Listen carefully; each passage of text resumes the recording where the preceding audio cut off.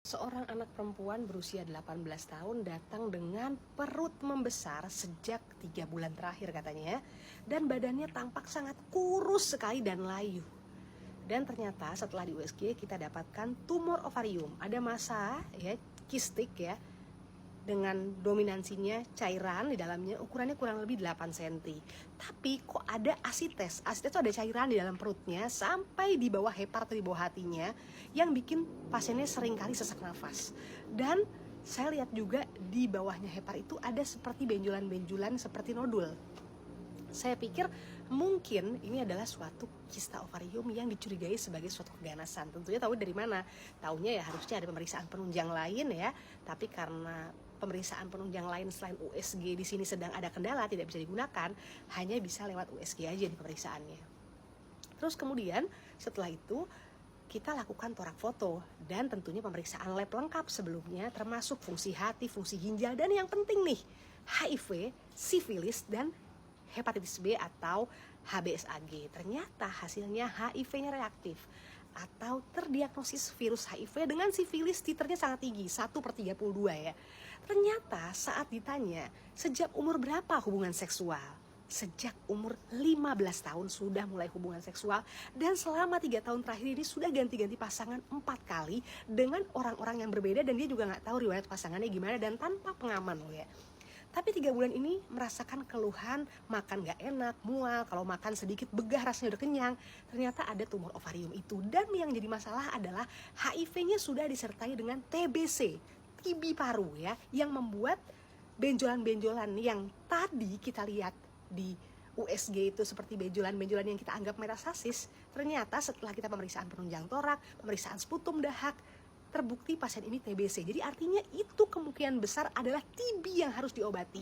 Jadi pengobatannya apa? Pengobatannya obat HIV, ARV ya, dan juga ditambah OAT, obat anti TBC. Nanti akan kita evaluasi lagi permasalahan kista ini, karena kemungkinan besar kalau dari penelitian, kalau anak-anak muda nih, apalagi umur-umur di bawah 20 tahun, tumor ovarium itu kebanyakan tuh jinak, hampir nggak pernah yang ganas, meskipun ada aja ya.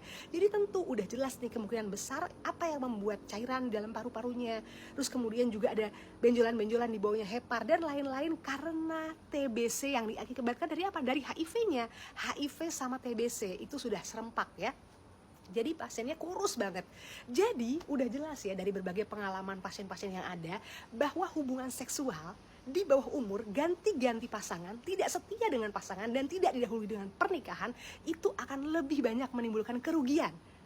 Tentunya yang paling utama adalah kerugian secara fisik atau penyakit menular seksual yang bisa timbul dan akan menyebabkan ujung-ujungnya apa yang ditakutin?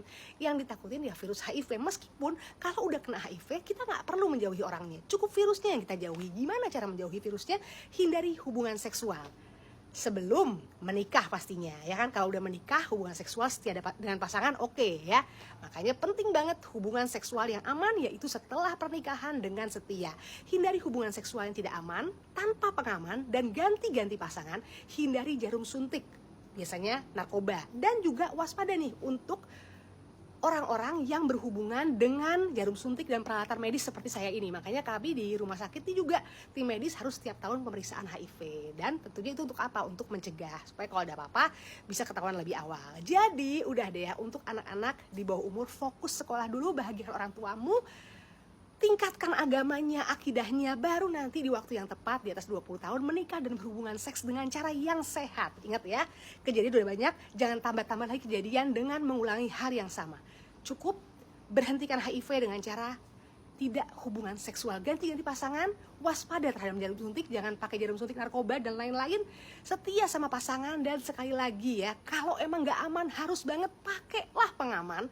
Dan tentunya bagi orang-orang yang resiko dengan virus HIV ini ya, tentunya harus rajin periksa ke puskesmas terdekat, gratis kok. Apalagi untuk orang-orang yang beresiko yang sering terpapar, baik terpapar hubungan seksual ganti pasangan, tanpa pengaman, jarum suntik, narkoba, ya, mungkin juga menggunakan jarum suntik untuk tato yang mungkin kita tidak aman misalnya. Itu rutin bisa periksa setiap tahun gratis di puskesmas di seluruh Indonesia. Apalagi tenaga medis kayak kita ini, gratis di rumah sakit manapun untuk pemeriksaan HIV agar aman, tentram, dan cukup berhentikan virus HIV sampai di sini. Karena Kemenkes bilang bahwa 12.000 anak Indonesia di bawah 14 tahun terkena virus HIV. Kurang kita, I love you all.